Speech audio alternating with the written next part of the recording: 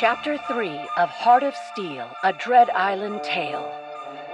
Now we return to our island of mystery, where the Franklin children, Anna and Emilio, and Hart, their unlikely robot caretaker, have earned a brief reprieve from their troubles.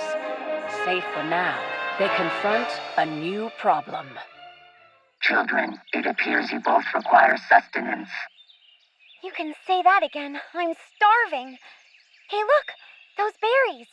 I recognize them from my Pioneer Scout manual. Wait, Anna, I must analyze those before you consume them. What is that? The three stand in silence for a moment. Emilio, in particular, is transfixed by the noise. We should go see. No, Emilio. Not before we get some food. It appears I was correct. That plant is poisonous to humans. Wait patiently, Anna. I will synthesize an antidote. The sound blows on the wind again. Emilio, as if in a trance, stumbles after it through the foliage, oblivious to his sister's plight. Hart, preoccupied with treating Anna's ailment, does not notice the young boy leaving. Little Emilio follows the noise through the jungle, past razor-sharp leaves and venomous vermin, to a rocky clearing above the ocean's edge. There, he comes face to face with the Skull in Stone, an ominous, skull-shaped cavern staring back at him with empty eyes. Enthralled, he steps inside. Meanwhile, Hart has concocted an antidote, and Anna is coming too. Phew. Thanks again, Hart. You really saved my bacon there. Good thing you didn't eat those berries, Emilio. Wait, Emilio? Hart, Emilio's gone. This is a miscalculation. Quick, we have to find him. Inside the skull, Emilio descends. Jiminy, how far does it go? Oh my God! No! Whoa! Help! The ground cracks and crumbles as a great fissure opens beneath Emilio's feet. He slips and slides down a rocky shaft, landing with a hard thump on a perilous outcropping.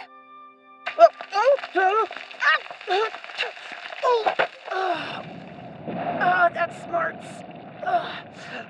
Is that lava? Wow. It's getting closer. He makes a mad dash, springing from rock to rock, but still he can find no safety. Uh-oh. Now what?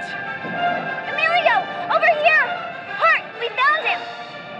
On my way. Anna! Hart! Hart, he's in danger. Isn't there anything you can do? I have a solution, Miss Franklin. Hart takes aim, and from the side of their forearm pops a grappling hook. They fire it from their cuff, and it pierces the side of the rock below Emilio, creating a tightrope across the chasm. Balance. Whoa. Balance. I'm across. Like a true Franklin. The eruption is still in progress, children. The lava will reduce us to scrap parts if we do not get moving soon. Then let's go! Quick, through this crack in the wall. We can all just fit. Quick! The trio squeezes through the crevice and out of the volcanic cavern. It shakes and collapses behind them as they make a mad dash to safety. When they finally stop to take a breath, they find themselves in a sunny grotto, warmly lit by the tropical sun. No threats detected. We appear to be safe. For the moment. Phew. It's one thing after another, huh? Emilio, why did you run off like that? We were worried. I'm sorry, sis. I just don't know. I heard that sound, and I had to follow it. That sound? Emilio looks to Anna, and Anna to Emilio. Together, they look back to the cavern below, transfixed. The sound has a power over them, but Hart reaches out with their steely arms and turns them away. The robot guides them out of earshot onto the shores of Dread Island once again.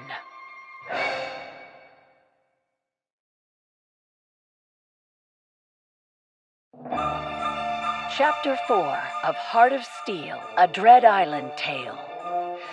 7 days after their marooning, we find our trinity of wayward castaways making their way through the little explored northern region of the island. The need for fresh food has driven them ever further in their expeditions, and as luck would have it, they found a shallow pond teeming with bright fish. The weather was warm and the wind was mild, although young Anna had grown seasoned and wise enough to know that fine weather meant little for a fine day on Dread Island. Hart, great job finding this place. Look at all these fish. We can hang them up at camp to dry and we'll eat well for days. Anna, it does appear safe, but we must be careful. We cannot grow complacent on this island. Well, we've got you to look out, don't we, Hart? Say, why don't you tell us some jokes while we fish? Yeah, some jokes, Hart. Never trust atoms. They make up everything. Tell us another, Hart. Doctor, there's a patient on line 1 that says he's invisible. Well, tell him I can't see him right now. You sure got some good ones, Hart. Franklin children, my sensors are picking up an energy signal in the vicinity. It appears harmless, but I cannot determine its location. The signal originates a short distance west of our position. What is it, Hart? Should we go find out? Easy, Emilio, not so fast. Let's just take a quick look, okay, Hart? It may be something useful. I am not reading immediate danger, but I advise we proceed with extreme caution. Hart, Anna, and Emilio quickly set off, following the robot's sensor readings. Through hanging leaves and twisting vines they search, Hart's machinery carefully tracking the unknown signature. After a time, the thick vegetation gives way to a clearing that ends against a tall cliff of stone.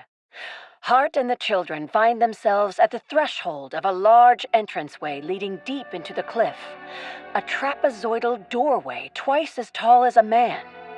Set into the sides of the portal are strange devices, each containing a large, flat disc of a strange material and fastened on a swiveling mount. Look at those things. Wow, Hart. Who could have built something this peculiar out of these big stones? And that device? This construction contains the source of the energy readings. My scans indicate these structures are over 1,000 years old, and... Anna, I am afraid it looks like Emilio is not waiting for further analysis. Anna, look! Emilio, wait! Don't touch anything! Before he can be stopped, Emilio has pushed on the nearest of the odd metal devices along the side of the doorway. It spins far more easily than its ancient appearance would suggest. Upon coming to the end of its spin, the disc catches the beams of the bright afternoon sun. Anna's eyes stare in amazement as the beam jumps down the hallway, illuminating it as bright as moonlight. As the sunbeam travels, it meets similar attached fixtures down the hall and fills the entire structure with light, bouncing from disc to disc. Well now, isn't that something, Hart? Oh, Father would have loved to see such clever engineering. Well, I'm the one who figured it out, Anna. Correct, Emilio. However, I recommend increased discretion. Anna, the source of the signal is close. My sensors have determined we could potentially use this energy to recharge my power cells. All right, well, it's worth a quick look. But like you said, Hart, let's proceed with extreme caution. Carefully, they follow the strangely angled hallway deep into the unknown. Finally, the long hall comes to an end, the sunlit discs revealing a large, circular rotunda. Dust swirls in the air, lit by the reflected sunbeams. In the center of the room, where the shafts of light converge, stands a strange stone pedestal and a vibrant cut jewel, deep blue in color. The size of a lady's slipper, it sits splendidly on top of the pedestal, wrapped in intricate bindings of metal and curiously cut stone. Goodness, that jewel is beautiful, isn't it? Have you ever seen one like it? Anna, this mineral appears to be able to absorb energy from the sun and store it. It seems to hold a significant capacitor charge. We can take it, right? Finders keepers, you know. Well, I suppose so. I don't see anyone around here using it for anything. Anna, the item is useful to us. However, its origin is unknown, and I advise we Proceed with extreme caution. Proceed with extreme caution. Okay, Heart, we will. With that, Anna advances, reaching out and pulling the dark, enchanting item from its cradle on top of the pedestal. With a rumble, the pillar of curiously cut stone and metal bindings begins to turn, spinning on strange axes, like the workings of a mad clock. It rapidly sinks into the floor, and then the ground itself begins to descend with it. Dropping down into darkness where the illuminating beams cannot reach, the looming pit quickly expands by concentric rows towards the Franklin children. We must evacuate this area immediately. What on earth was that voice? Emilio, come on, now! Heart! Anna! Let's go! Heart, the whole floor is dropping away! Something's down there! The children and Hart rush back up the hallway, and every moment another row of floor drops away mere steps behind them.